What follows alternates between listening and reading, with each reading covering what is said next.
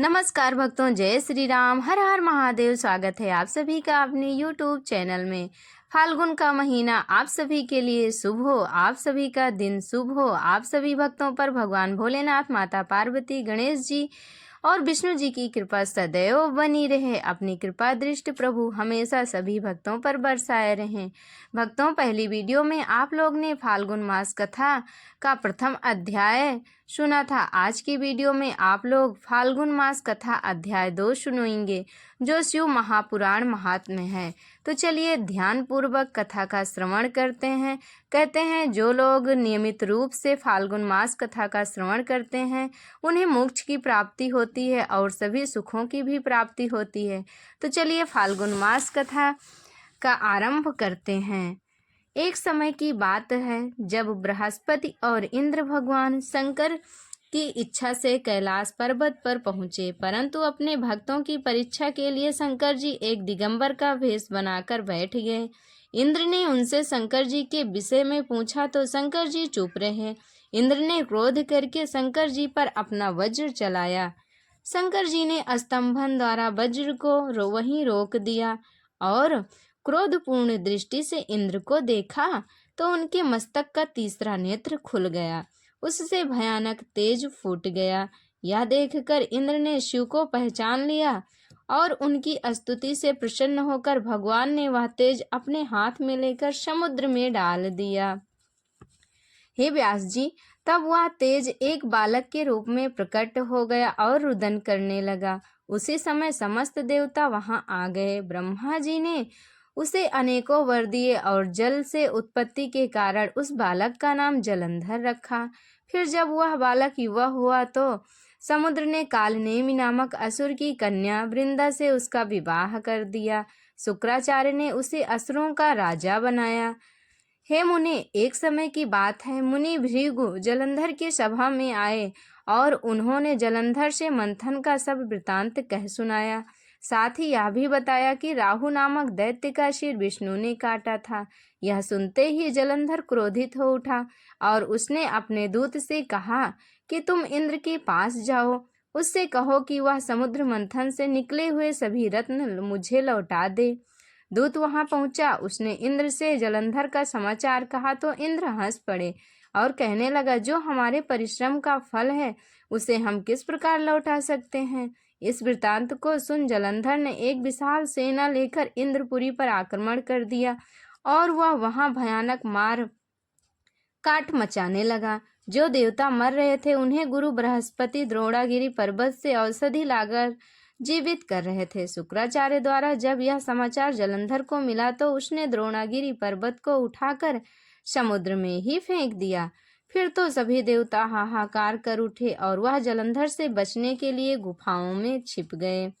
हे मुनि, तब इंद्रादि देवता की शरण में आए और उन्होंने उनसे जलंधर से अपनी रक्षा करने के लिए कहा। विष्णु भी यह सुनकर दुखित हुए और वह अपने समस्त गणों को लेकर जलंधर से युद्ध करने चल दिए। हे मुनि, युद्ध भूमि में पहुंचकर विष्णु जी ने अपने सार्ग नामक धनुष पर असंख्य बाण चढ़ाए और पल भर में हजारों दैत्यों का सिर काट डाला। यह देखकर जलंधर और भी क्रोधित हो उठा। उसने भी विष्णु जी पर असंख्य बाणों का प्रहार किया, जिससे विष्णु का वैष्णव धनुष फट गया और उनकी गदा भी कट गई। उसी समय आकाशवाणी हुई, हे दैत्यराज जलंधर, मैं तेरी वीरता से प्रसन्न हूँ और तेरे जैसा और त्रैलोक्य में नहीं है। तू मुझसे वर मांग। तब जलंधर ने आकाश की ओर मुंह उठाकर कहा, हे देवेश, यदि आप मुझ पर इतने प्रसन्न हैं तो मैं चाहता हूँ कि आप लक्ष्मी सहित मेरे घर में निवास करें। यह सुनकर विष्णु जी को दुख हुआ, परंतु देवेश ने तथास्तु कह दिया। इसलिए वह लक्ष्मी तथा समस्त देवताओं सहित जलंधरपुर में निवास करने लगे। फिर तो जलंधर अत्यंत प्रसन्न हुआ। देवताओं ने रत्नादि ले लिए और उनके निवास स्थानों को दैत्यों को दे दिए और स्वयं पृथ्वी पर आकर धर्म पूर्वक राज्य करने लगा। एक समय की बात है, उस दैत्यराज जलंधर ने नारद जी के मुख से भी पार्वती की प्रशंसा सुनी तो वह उन्हें पाने के लिए लालायित हो उठा। अपने दूत को बुलाकर उससे कहा, कैलाश पर शंभु नामक एक योगी रहता है, उससे मेरे लिए उनकी पत्नी मांग लाओ। हेमू ने तब वह दूत कैलाश पर पहुंचा और उसने भगवान शंकर से जलंधर का समाचार सुनाया। सुनते ही सदाशिव क्रोधित हो उठे। उसके क्रोध को देखकर शिव के असंख्य गण दूत को मारने के लिए दौड़े, तो वह अपनी जान बचाकर जलंधर की शरण में आ गया और उससे वह वृतांत कहा। तब तो यह सुनकर जलंधर और भी क्रोधित हो उठा और उसने एक विशाल सेना लेकर कैलाश पर्वत को घेर लिया। हे व्यास जी, यह देखकर शिव जी ने अपने समस्त गणों से दैत्यों से युद्ध करने के लिए कहा। यह सुनकर शिव के असंख्य गण दैत्यों पर टूट पड़े और उनका संहार करने लगे। दैत्यों में शुंभ, निशुंभ और महासुर कालनेमी अत्यधिक बलशाली थे, परंतु शिवगणों ने उन्हें भी परास्त कर दिया। दैत्य अपनी जान बचाकर भागने लगे। यह देखकर सागर पुत्र जलंधर भयानक गर्जना करने लगा और अपने बाणों से पृथ्वी आकाश को ढकते हुए शिवगणों को धराशायी करने लगा।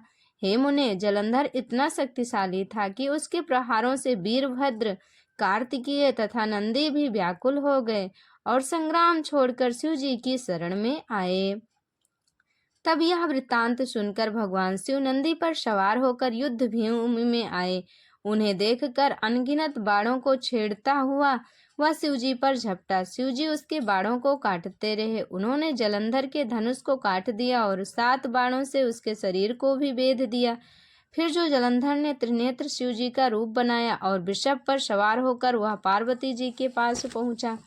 पार्वती जी उसे देखते ही खड़ी हो गई, परंतु पार्वती जी के सौंदर्य को देखकर जलंधर का वीर्यपात हो गया। तब पार्वती जी ने उस दैत्य को पहचाना। वह अपना मंदिर छोड़कर विष्णु जी के पास पहुंची और बोली, हे विष्णु, जब तक तुम जलंधर की पत्नी का पतिव्रत भ्रष्ट नहीं करोगे तब तक यह नहीं मरेगा।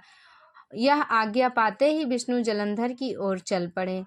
सर्वज्ञ सनत कुमार जी, इसके पश्चात क्या हुआ और विष्णु जी ने जलंधर की पत्नी वृंदा को किस प्रकार छला, यह सब भी मुझे कहिए।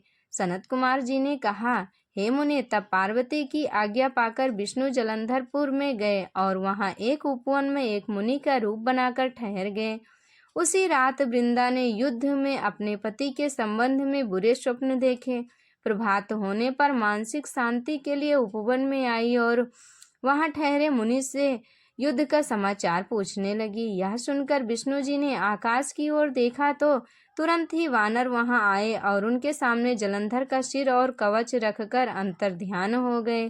फिर तो अपने पति का मृत शरीर देखकर वृंदा तरह तरह से विलाप करने लगी और मुनि से प्रार्थना की वह उसके पति को जीवित कर दें। तब विष्णु जी ने मुस्कुराते हुए जलंधर को जीवित कर दिया और स्वयं अंतर्ध्यान हो गए। जलंधर को विष्णु जी ने अपनी माया से उत्पन्न किया था और वह स्वयं विष्णु ही थे।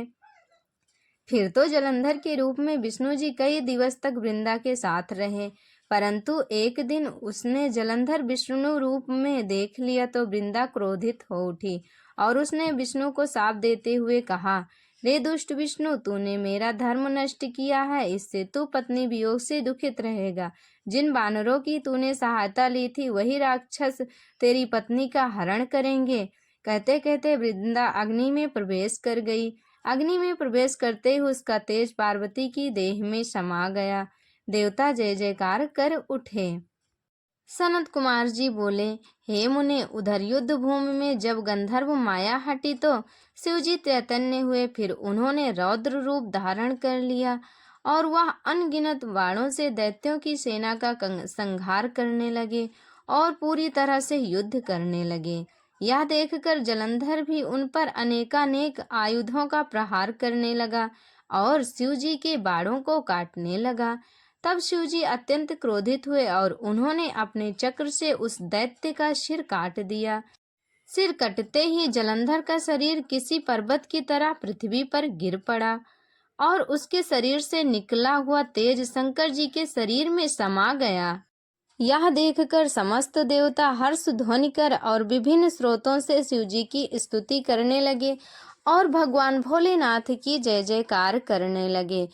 इस प्रकार से शिव जी ने समस्त देवताओं की रक्षा जलंधर से की। तो ये थी शिव महापुराण महात्म्य 2। तो आप लोगों को यह वीडियो कैसी लगी, यह कहानी कैसी लगी, शिव पुराण महात्म्य कैसा लगा, आप लोगों को कमेंट करके जरूर बताना। कमेंट में हर हर महादेव जरूर लिखना। भक्तों, हमारे साथ जुड़े रहने के लिए धन्यवाद।